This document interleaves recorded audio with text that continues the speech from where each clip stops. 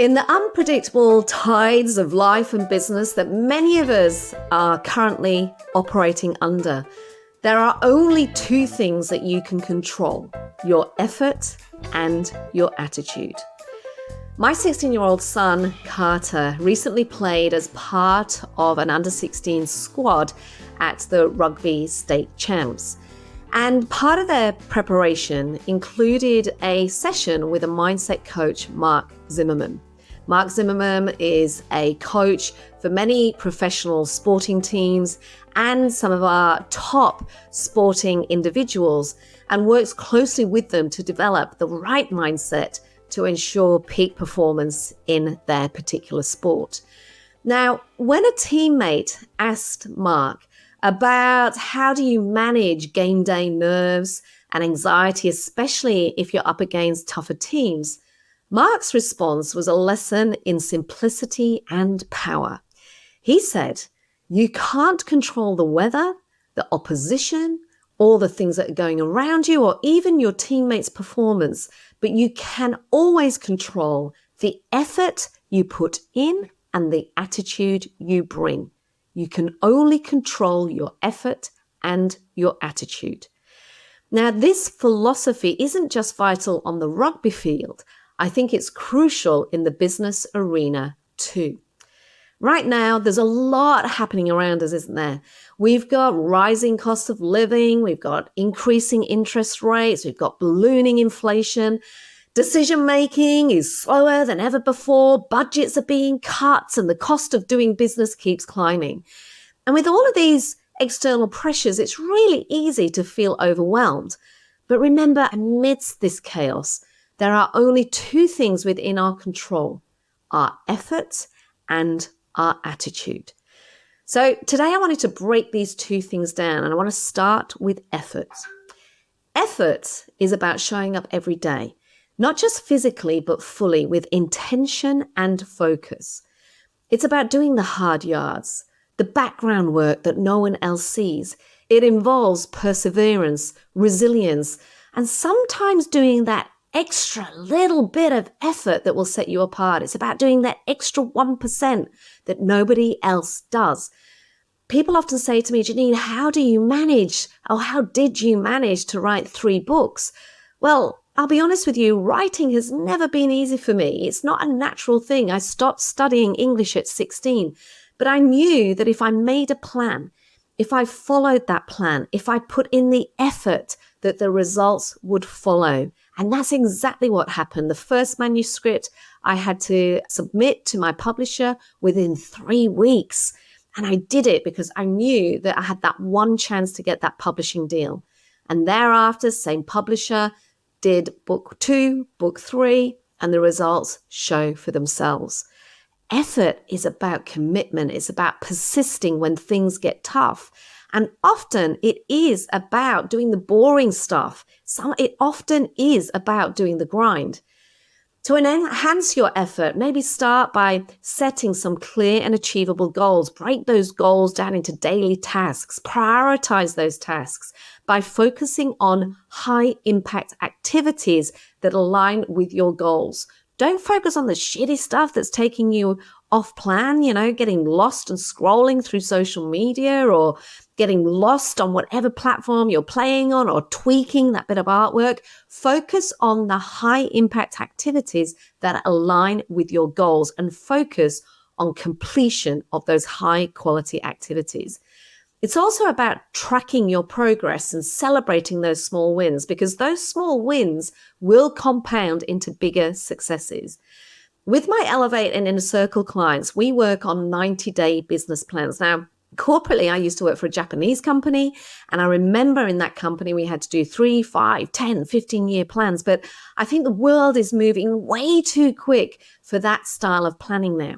And if you think about 90 days from now, or even 90 days that have already gone, how much has changed. So I think 90-day planning is perfect for actually making sure that you're moving the dial on your business, that you're focusing on doing things that are going to change in your world. So we meet every single quarter where we review and celebrate the quarter that has been, and we share those successes. But the most important part of this 90-day planning process is resetting for the quarter ahead. This isn't just a plonk down on a list of paper, a whole list of things that you're trying to do this quarter. This is about getting really focused and really intentional. It's about the discipline around where do I put my focused energy and my effort? What is the next right thing that I am going to commit to that will shift the dial commercially in my business and that will allow my business to scale? Often it's less is more, because actually what I find is too many of us set ourselves up for failure by taking on way too much.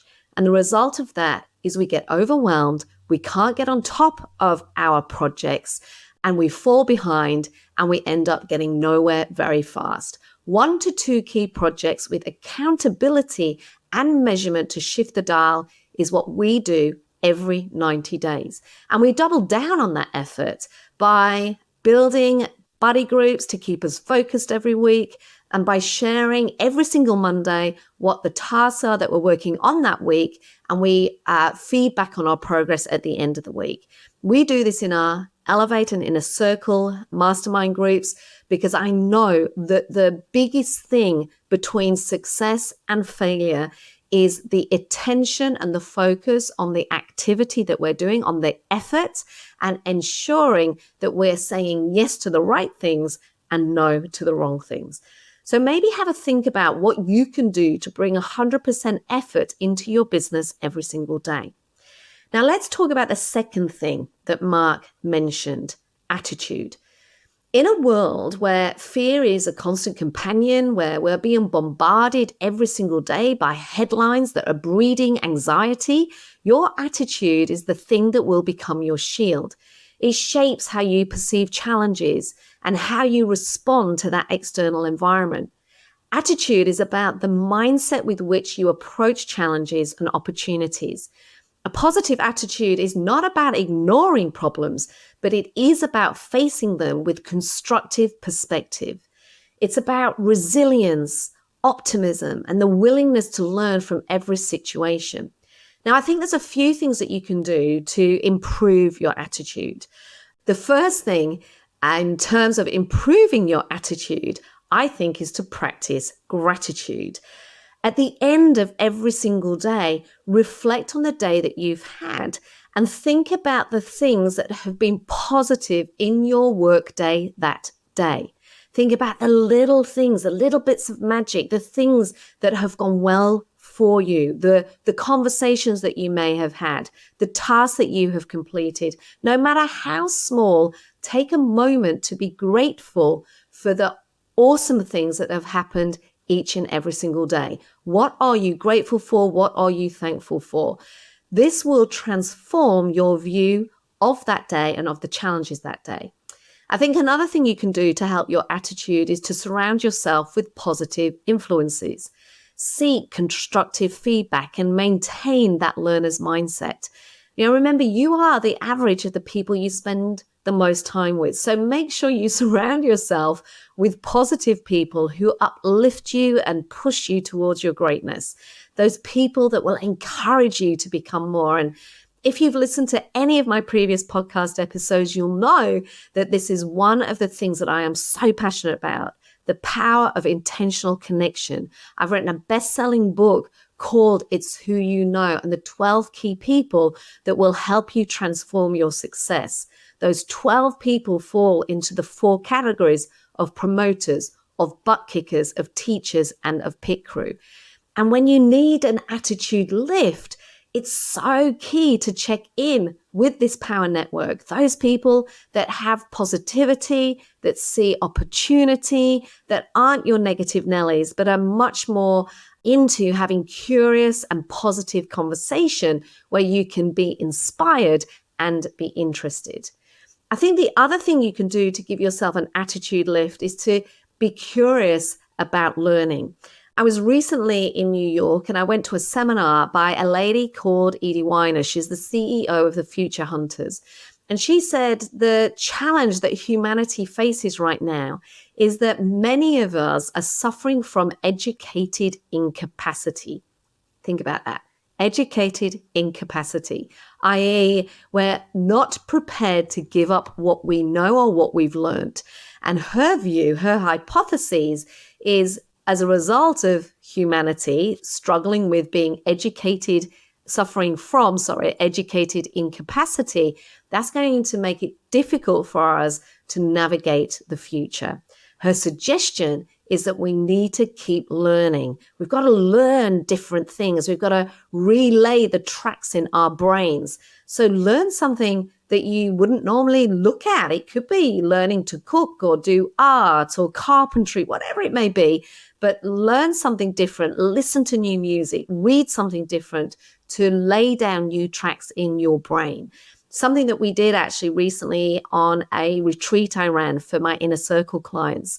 We intentionally made the experiences very touchy-feely, very hands-on, because I wanted my clients to get out of their heads and into a different space so that it would unlock the innovation, it would unlock the conversation. So we did things like coral restoration. We learned how to weave from two amazing Indigenous ladies. We did painting by the ocean, these things that actually trigger off a different neural pathway in your brain and can actually unlock that inspiration, that joy. This is all this stuff that changes the attitude. So think about how you can get that attitude shift. The final idea I've got here is you could keep a win journal. What about if every single day you wrote down a positive outcome that you've achieved or you've learnt that day? This will reinforce that positive framework for viewing your efforts, and it can actually dramatically shift your mindset over time. Now, I have something, let me just reach over here for those of you that are watching this podcast on YouTube, called my brag box. And I keep this under my desk. This is actually jammed, if you can see. It's jammed with letters. I've even got something here from a federal member of Parliament. I've got awards for programs. I've got little thank you notes, printed off emails as well, telling me about something I might have said or done that's changed somebody's world.